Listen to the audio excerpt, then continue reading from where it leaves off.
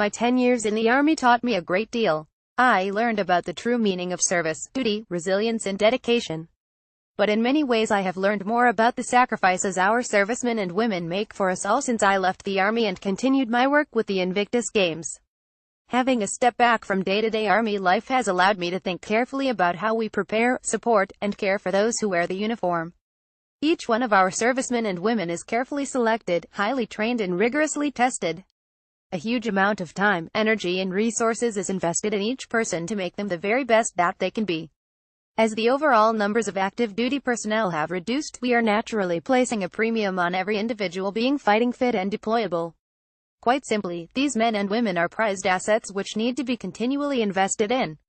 We surely have to think of them as high-performance athletes, carrying all their kit, equipment, and a rifle. Crucially, fighting fitness is not just about physical fitness. It is just as much about mental fitness too. Elite sports people now focus heavily on their mental approach to training and competing.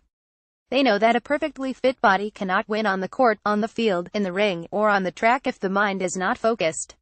We have all seen professional athletes lose races or matches due to unforced errors.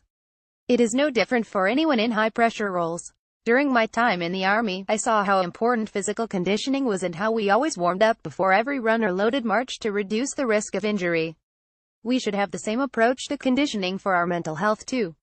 The military has faced the challenge of dealing with things like post-traumatic stress, anxiety, and depression.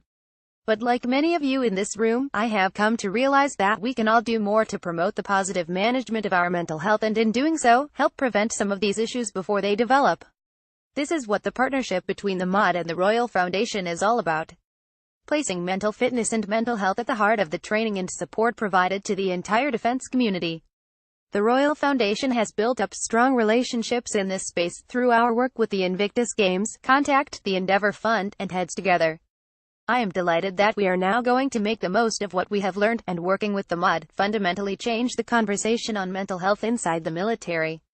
This isn't just about what to do when our friends isn't themselves. It's about what we do to help each other stay mentally and emotionally sharp, getting that extra 20 or possibly 30% more of performance that can make all the difference. This isn't just about the support we must provide for veterans with mental health challenges. It's about providing tools and information that will help everyone in the defense community to get ahead of some of these problems before they start. And it isn't just about the vital work to challenge stigma around mental health in our armed forces. It's about showing everyone the amazing advantages we will all enjoy from training our minds as well as our bodies. We should be bold about the goals we set ourselves.